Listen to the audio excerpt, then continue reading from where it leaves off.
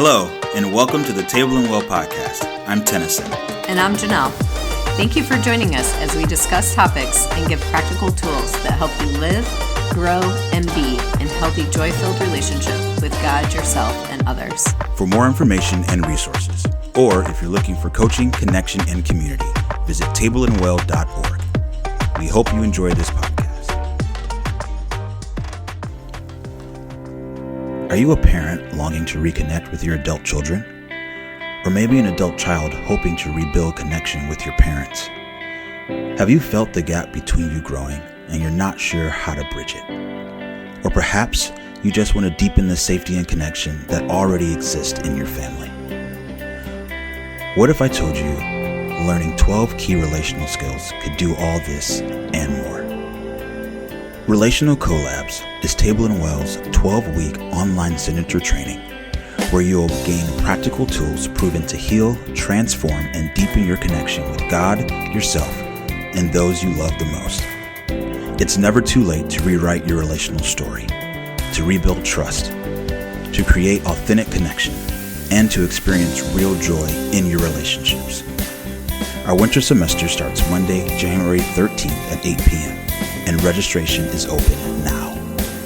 Take your first step towards deeper, healthier, and more meaningful relationships your heart has longed for. Visit tableandwell.org/collabs to join today. Table and Well, transforming relational stories, one parent, one child, one family at a time. Well, hello and welcome to the Table and Well podcast. We are so excited that you are here with us.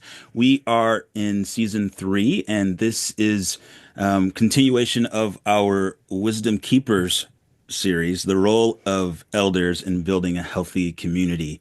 And today we're really honored to have Dr. Marcus Warner with us today. And he's a best-selling author, speaker. He's the president of Deeper Walk International. And he has actually also dedicated his career to helping individuals, teams, and organizations grow emotionally and spiritually healthy through his groundbreaking work in books and authors such as Rare Leadership, Building Bounce, and A Deeper Walk. And Dr. Warner, we are so excited to have you here with us today. Well, it's an honor to be here. Thank you for having me. It's nice to see you guys again. So yeah, this will be fun. Yeah, it will be. Yeah. So fun fact, we actually started this whole journey through Rare. And when we first invited, when this was all kind of unfolding for us as far as maturity and the work that we were personally doing and what was being brought to us through our counselor, one of the ways that we were like, we really want to share this with people, but how do we do it? And we thought, well, let's just walk through the book Rare Leadership with 5 couples. And it ended up being really phenomenal and a lot of the framework of what we now do today. And so, Rare Leadership and your work has just held a really close place in our heart because of that. I appreciate it. That's it was fun working on that book. That was one of the backstories on that book is I was starting to write a book called Rare Leadership and realized I was quoting Jim constantly. And so I finally just reached out to him and said, "Hey, you want to just write this book with me?" And that turned out to be one of the best decisions we ever made. It's been a great partnership since then. I tell people all the time, he's the genius and I'm the communicator. So he comes up with all these original ideas that I've never thought of before. And I just try to find a way to make them simple and transferable for people. So, we've been a good team through the years and love Jim. So thank you. Yeah. That's awesome. That's really Thank awesome. you. A lot of fun. So we want to get started and just simply ask you some questions and we'll go through this, but really just want to start with how would you define the role of elders in community? So not just by age, but in terms of relational maturity and their influence on emotional and spiritual health. So what would that look like for you?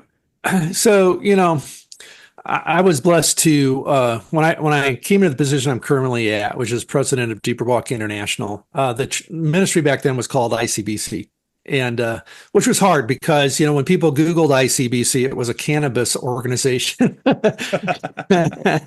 and Okay. the other one was the Bank of China, I think. And so it took a little explaining of like who was ICBC. So probably a good idea to change our name to Deeper Walk. Yeah. But when I first came to the ministry, it was I was surrounded by guys in their 70s. I was 45, and the founder was 75. My dad was about 76 or 77. Wow. Had a couple of other guys in their early 70s who were there. And one of the things that having elders like that around did is it gave you a sense of nothing can happen here that's going to overwhelm us, right? Like no matter how bad this gets, I am not alone in it. And there are people who've been through the fire, and there are people who've been through all of this. And I just have this wealth of kind of experience and life experience to lean on. And there's always somebody to talk to. There's always somebody you can run this by and go, well, what do you think? Have you seen anything like this before? What's your experience been? Yeah. And to contrast that, when I was a pastor, I didn't have that. Right. I was in my late 30s, and I'm looked at as the elder in the church. Right. And I didn't have a group of guys above me who were who'd been down that road before. And I remember on many occasions saying, I wish I had a part-time guy on staff who was like, just semi-retired, who'd been down this road before, just somebody to talk through everything with, who'd had some life experience. And you can see some of that when you are forced to be an elder too soon, like I was. It does lead to burnout because you're handling a level of weight all by yourself. You're not designed to handle all by yourself. So I think one of the main things that elders in community do is they help to handle the weight just by the fact that there's somebody there, to process all this with, and that in and of itself gives you a level of emotional stability you might not otherwise have. Yeah, that's really good. Yeah, that's when we've actually talked about that. We brought that up a couple different times in different things that we've talked about with pastors being in that role of an elder, and they're usually in that sense or that time frame in their life. You're still raising your own kids. You still have your primary job is raising your kids and your family, and you're called on to lead a community of 50, 150, 300 people that you're just not designed or equipped to do. Right. No, it's hard because I remember my kids were about 10 years apart in age. And so I had one kid who was born while I was a pastor. Wow. And another one who was, went from being 8 to 13 while we were there. Right. So very formative years. And we, maybe even younger than that, might have been 7. So it was just, but you remember you get calls in the evening all the time, like 7 o'clock, the phone would start ringing and somebody in a crisis and somebody with a problem. And right when you're supposed to be giving your family attention, you get called away, and the needs of the many tend to outweigh the needs of the few. And so you find yourself constantly sacrificing your family for the sake of this bigger organization. And it's one of the reasons why elders are so important. You see, I don't think it's that I shouldn't have been senior pastor. Right. I mean, I knew how to do strategic planning. I knew how to preach. I knew how to do the tasks that pastors do. But for all of the care that goes into the community, that can't just all come down on one person like that. And we needed more people who could step in and help. And it's one of the roles of elders is to step in and fill holes. So that was kind of my experience with that. Yeah. I don't want to get stuck here, but I have another curious question about that. So oftentimes we understand elders in the church as like an elder board, right? And they have organizational duties. But if you could give elders in the church, even in that capacity, as it's maybe been previously defined, a additional line in their job description, what might it be? That's good. Well, I do think it is. It's community care. Right. And that is that you're not only here for community strategy, and for vision and missional strategy, but for financial fiduciary responsibility, right? You are here for to make sure that there is a plan in place for the care of the community, and to pay attention to holes in that plan, to make sure that those things get filled. I would, add that in there. And I will say that when it comes to we use the term elder for elder boards, but most of the ones I've seen are just leadership boards. And we just gather the best leaders we can find, the most successful leaders we can find. And there's nothing wrong with that. There's a place for that in the church. But it isn't the same thing as what is meant by an elder in community or a group of elders in community. I mean, as you guys well know, right, this goes back to the Old Testament and the old guys gathering at the city gate. I picture them playing checkers or whatever the Old Testament equivalent was, and they're hanging out, they're having conversations, and everybody knows where they are. And so you can stop by and you can bring your issues there, and you can talk about what's going on. And when there's a big problem facing the whole community, the elders are gathered, like, let's get them all together. And so the idea isn't who are our most effective warriors, who are the guys who are leading the troops. It was who are those who've been around and seen all the battles, and what's the advice of those who are truly elders to bring to this table. And so it does get confusing when you have a label elder that is really a leadership team. Versus this really the Old Testament concept of those elders who have kind of earned maturity by being through so many battles in their life that they now have a level of experience you just can't get any other way. Yeah, it's so good. That's really good. I have a dream to create a council of elders here in our city that could be accessible to anyone. I don't know how that would ever happen, but that I have that dream of having a group of people who could be a safe place and a sounding board and bring wisdom to those that don't have it anywhere else, because we're just missing that so badly in our actual day-to-day connections. Yeah. Ideally, it would be relationship built, but and it is true. I remember my dad lived to be 97, right? Okay. And really until the last couple of years of his life, he was always my go-to. Whenever I had something got too big for me, he was my go-to. And I had a couple of other people like that who were veterans that I could go talk to. And it was, when he passed, I just remember it left this kind of scary feeling of, oh my goodness, I'm at the top now. It's like it's like there's nobody above me right now. I'm like the elder who's got it. And so what I find is in every stage of maturity development, from womb to birth, from birth to, child to adult, there's always a death and resurrection cycle, right? There is, I got to die to life in the womb to be resurrected to new life out in the world. Wow. Yeah. Got to die to being a child to be resurrected into puberty and life as an adult, right? I've got to, so good. And I experienced, I think, that emotionally about as profoundly in the shift to elder from parent as any other stage I've entered into. Wow. As I began to realize that there wasn't a generation above me anymore, and that I was a member of that that older generation. And it was for me personally, that was a little scary. It was a little daunting. It took some time to adjust and to accept, especially in a culture that values youth so much. It's hard to transition from being the young up and coming guy to being the veteran with who's bringing stability and maybe a little less energy. So it does take some. There is a little bit of transition that has to happen when you move into a stage like this, and for most of us, that's happening in our late 40s and early 50s. Now, I got a late start on my family, so mine was a little later. So my son was born when I was about 40. So it's different for everybody. Yeah, we're caught on the flip side of that because I'm 46 and we've been empty nesters for 7 years.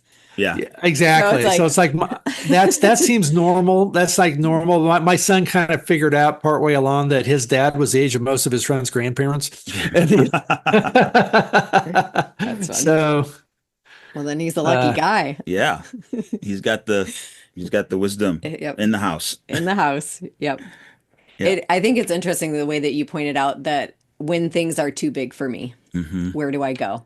And I think that really sums up the role of an elder for us and a recognition for us of why we need them, because life is full of things that are just too big for us. And we tend to look around and we can't find anyone who has walked a road that we're facing. yeah. Because we've devalued them there. And I think that's just a great way to sum it up. Have you noticed now in this elder stage that you are gathering peer elders around you in order to be a bit of a sounding board, at least from a peer aspect? Yeah. Several years ago, I was in, there was a group that was intentionally formed of people in ministry. Jim Wilder was one of them. And there's several other members of this. And we meet by Zoom once a month, and we meet in person once a year. And we've been doing this now for 15 to 20 years. Wow. And so the idea was to have people in your life that you've got enough history with that you can pick up a conversation quickly and you can go deep a little more quickly. And they're all peers in ministry. I'm trying to think here. I may even be the youngest one in that group. So it's a Gift. in fact, there's a funny story about it because I showed up at this group. I was 45 when I became president at Deeper Walk, and I showed up at this group because I thought it was part of my job description. I found out you're actually supposed to be invited into the group. So it's been a joke ever since that I just sort of invited myself, but it worked out well. Probably the smartest decision You you ever made. made. Yeah, exactly. That's funny. I love that. That's great. I'm gonna actually. Okay. Yeah. So, from your experience, there's something to do with elders doing their own work in order to really be an asset to their community. And I'm just curious what your thoughts are on that emotional healing and personal work in order to be able to care well for the community. What do you see is beneficial or needed? So Lead others. yeah, I like Dr.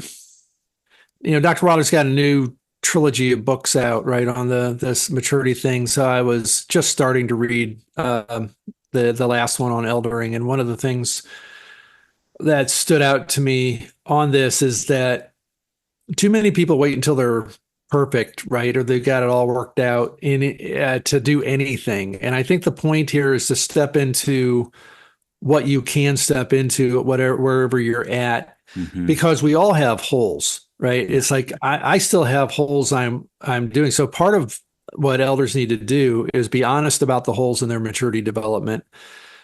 And the temptation is to avoid and say, I'm too old to work on this. I don't need, if I haven't figured it out by now, I'm not going to. There's a lot of easy lies to buy into about your health, about your emotional health, about other things that, and especially if I've had a lifelong pattern of avoidance to begin with, because most of us, that's our go-to kind of default strategy when it comes to hard things is this is hard. I'm just going to avoid it. So we come up with creative ways to do something easier. And as the elder, part of what we're modeling is the willingness to step into hard things and deal with them. Yeah. I do think that, on the, for folks, younger folks like you, it's harder to, sometimes it's hard because I don't know your families, but I know like in some families, you want to have that kind of relationship with your parents, but you just can't because they don't have that level of earned maturity. They're not, they may have it like here and there, but they don't have it consistently enough to know that you're going to, that you can count on it. Yeah. And that's what we're really after is being the sort of person people can count on, that you're going to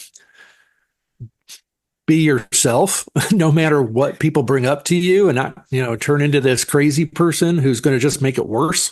Yeah. And that's I think the main thing. My pastor likes to ask whenever he forms a committee in the church, he goes, "Who's going to be the adult in the room?"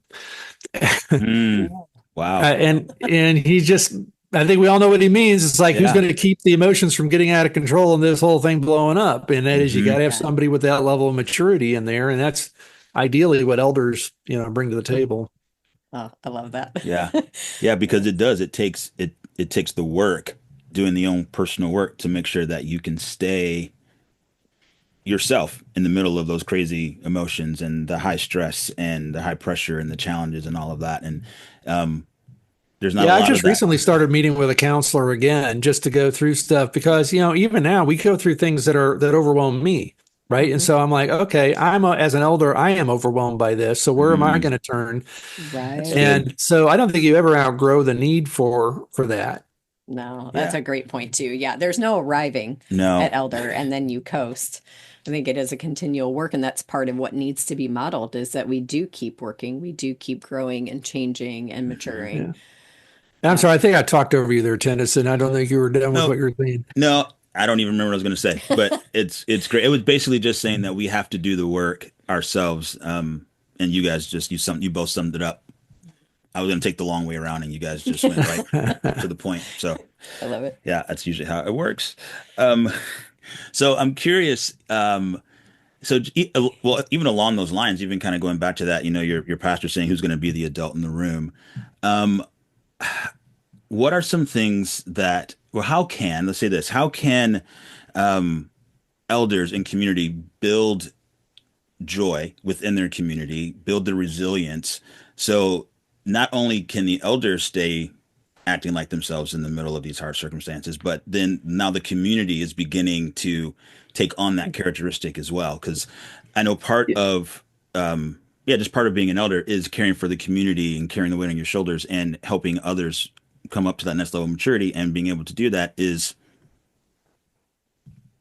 navigating your own emotions and having your own joy capacity filled. Yeah, no, it's an excellent question. And I'll give you the short answer and then maybe a story, I guess. But it was like the short answer is you add a little bit of joy into every relational connection that you have, right? It's this, not like you have a program or a process or, something that you're doing to make this happen, but you're just paying attention to people. And so you're noticing. And so, for instance, you scan the crowd and you notice who's getting left out. And you're like, okay, this person's getting left out. How can I add a little bit of joy to them? Can I go in and give them a little bit of attention, do something to help bring them smile? Because everybody wants to be noticed. Everybody wants to be seen and valued. Mm-hmm. And one of the simplest things that elders do is they notice when people are not getting that. And they step up to make sure that happens. So I think most of the people I know who've been wounded by the church, their wounding began by not being noticed. Right? And we had an elder at our church when I was pastoring who left, and with tears in his eyes, right? He said, the only phone call I have ever gotten from anybody at this church in all the years I've been here is when they needed help. Right? No one has ever reached out to me once to say, let's go get coffee. Let's do something fun. Wow. Let's go do this. Like, it was always been, I need your help with something. And I'm like that. And I look at that and I'm realizing that's a failure at multiple levels within the community. And I think some of it's left over from I just remember growing up in the church I was in, that my mental image of an elder as a teenager, right? My mental image of an elder was someone who never smiled, who had very slick back 1950s style hair, who, had a white shirt and a dark tie and was very serious all of the time about everything. And whose main critique to me as a young person was, you need to be more serious. And so that's kind of what I grew up with, was this idea that almost like, well, why would I want to ever hang out with an elder? Their main job is to suck joy out of my life and make me more serious. And Right. and so this whole idea of how do elders bring joy, just the very question is revolutionary, right? How does an elder actually bring joy to a community is not a question I would have even thought to ask early in my life in ministry because of the image I had of what it meant to be an elder. And so I think that starts just by acknowledging that is actually a very valid task and something that we all need to bring to the table. And it doesn't mean I need to be an extrovert. It just means I need to notice people and give them attention so they feel seen and heard. You've been listening to the Table and Well podcast. New episodes stream every Tuesday. If you have enjoyed this podcast, please leave us a review to let us know. Also, subscribe on your favorite listening platform to stay up to date on all things Table and Well. To learn more, start your journey, or get information on how Table and Well can help develop your community, family, or teams to be relationally healthy and authentically connected, please go to tableandwell.org/collab to schedule an interest call, or you can email us directly at known@tableandwell.org.